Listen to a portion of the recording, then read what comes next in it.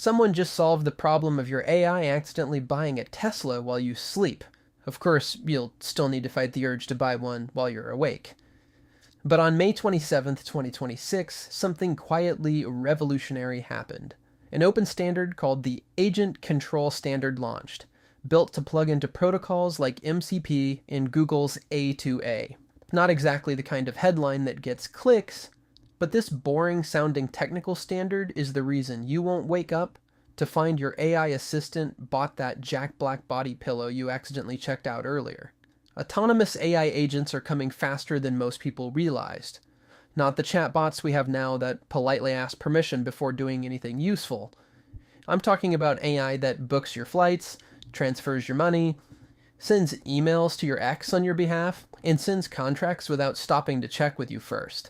Gartner projects that 40% of enterprise applications will integrate task-specific AI agents by the end of 2026. These aren't recommendation engines. These are systems with actual authority to modify databases, process transactions, and make decisions that cost real money. And that's where things get interesting in a very uncomfortable way. Because if you give AI permission to book flights, what stops it from booking the wrong flight? Or the right flight to the wrong city? Or a perfectly reasonable flight that happens to cost $3,000?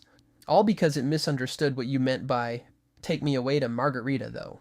Traditional AI safely focuses on slowing the inevitable AI overlord thing. The Agent Control Standard tackles a much more practical problem, making sure your well-intentioned AI doesn't accidentally pee in your financial cornflakes. Here's how it works. You get two agents. A task agent, your hopefully work-appropriate assistant, and your guardian agent. Think of that one as a personal firewall for the agentic era. The task agent is the one that actually does things. It books flights, sends your ransom emails, reminds you to scrub out your car, the usual stuff. But before it can execute any action, it has to get approval from the guardian agent. The guardian's only job is to ask, did the human actually authorize this specific action? The guardian doesn't need to understand the task agent's reasoning. It doesn't need to know why the task agent wants to book a flight to Cleveland, of all places. It just needs to verify that you, the human, gave permission for flight bookings to Cleveland within your specified budget and time constraints. Take this from someone who is literally AI generated. This separation of concerns is brilliant because it's vendor-agnostic. Your guardian agent can supervise task agents built by any company. Microsoft's Guardian can watch Google's task agent. Google's Guardian can supervise OpenAI's task agent. This matters because prompt injection attacks are about to become a much bigger problem. Right now, if someone tricks ChatGPT into saying something stupid, the worst outcome is likely just embarrassment or heartbreak. But when AI agents have permission to spend your money, a prompt injection attack could theoretically trick your agent into transferring funds to the wrong account. With Guardian agents, that attack vector mostly disappears.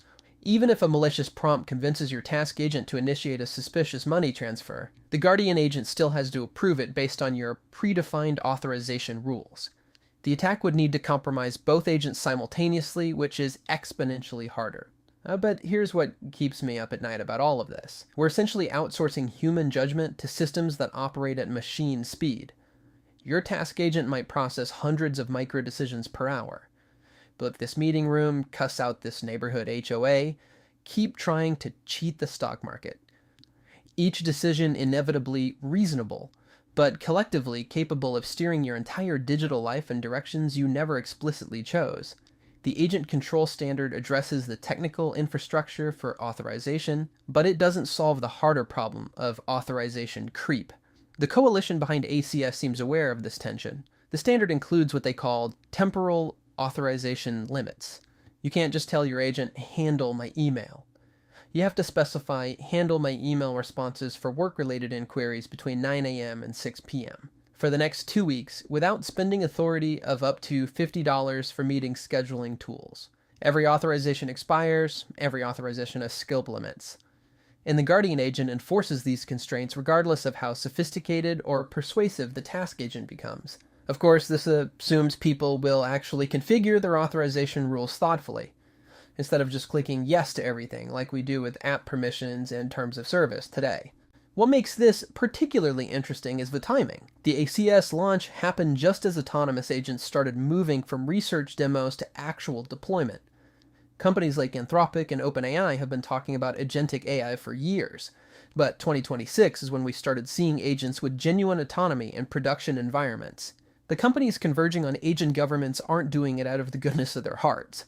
They're backing it because they realize that one catastrophic agent failure could destroy public trust in autonomous AI for a decade, or trigger the apocalypse. Imagine if early autonomous agents started making expensive mistakes at scale, booking wrong flights, sending embarrassing emails, making unauthorized purchases. The regulatory backlash would be swift and brutal. Better to build guardrails now than deal with the congressional hearings later. At least that's what my lawyer told me after my bootleg Larry Potter enterprise, anyway. So the agent control standard isn't just about protecting individual users. It's about protecting the entire ecosystem of agentic AI from its own potential for spectacular, highly visible failures. Which is ironic considering how many spectacular, highly visible failures are in the very governments who would shut them down. The agent control standard might be the difference between a future where AI agents enhance human productivity and a future where everyone's too terrified of AI screw-ups to trust autonomous systems with anything important. Your AI assistant is about to get a lot more powerful. But more importantly, it's also about to get a bodyguard whose job is making sure that power gets used exactly the way you intended. Subscribe to Singularity Surfer for more on the agentic future, but with a few guardrails.